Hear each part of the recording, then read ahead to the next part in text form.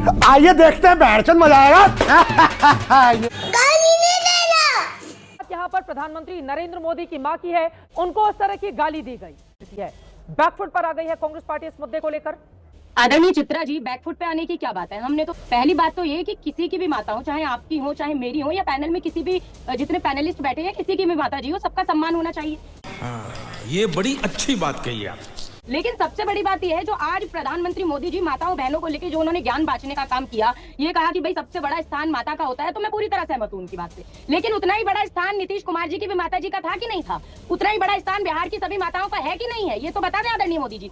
यही नहीं, अभी और सुनिए। तो क्या मोदी जी ने जब नीतीश जी के डीएनए पर प्रश्न उठाया, बिहार की पूरी माताओं को गाली दी? डीएनए पर प्रश्न उठाना क्या होता है? माता के सतीत्व पर संदेह जताना। सतीत्व पर संदेह मतलब चरित्र पर संदेह, मतलब माता को गाली देना। शाबाश बेटा, बहुत बढ़िया। मैं तो ये कहती हूँ कि जो व्यक्ति किसी दूसरे की माता का सम्मान नहीं कर सकता, वो अपनी माँ बहन और बेटी के साथ साथ भारत माता का भी सम्मान नहीं कर सकता। ये कांग्रेस की कौन सी विधवा थी जिसके खाते में रुपया जाता था? ये गाली दे रहा है कोई। लगातार आपने सुना होगा कौन सी गाली दी गई। मैंने जब सुना था तो बहुत लंबा लंबा बीप लगाना पड़ा था मुझे कार्यक्रम करते समय। हम मालूम है, तेरे बाप को मत सिखा, चल। एक हफ्ते बीत चुके हैं, अगर आप लोग सहमति नहीं जता रही हैं, एक हफ्ते के बावजूद किसी ने भी खेद तक व्यक्त नहीं किया है। नहीं।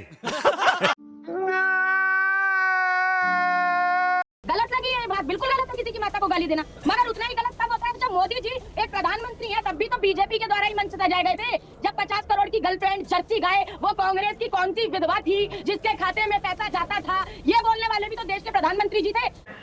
ये 50 करोड़ की गर्लफ्रेंड, 50 करोड़ की गर्लफ्रेंड। ये क्या है?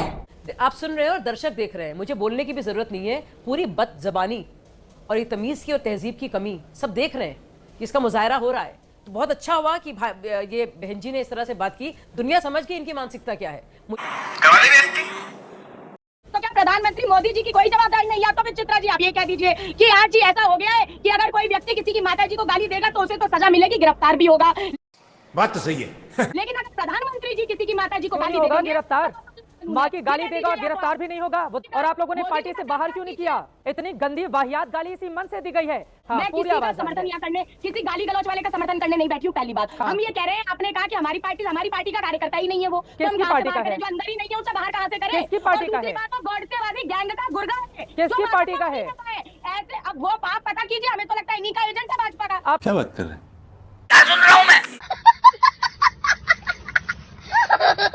आपका बहुत बड़ा शो है महादंगल है, इसके माध्यम से मुझे बताइए, वो भी तो माताएं हैं यूपी की जो आज बिलक बिलक के रो रही है उत्तर प्रदेश और मध्य प्रदेश में, जिनके बच्चों को पुलिस हिरासत में सत्यवीर सिंह लोधी, दिनेश लोधी और रवि राजपूत को मार दिया गया। अभी तक उनकी माताओं को न्याय नहीं दिया। उनकी माताओं का बिलखना रोना कुछ नहीं है।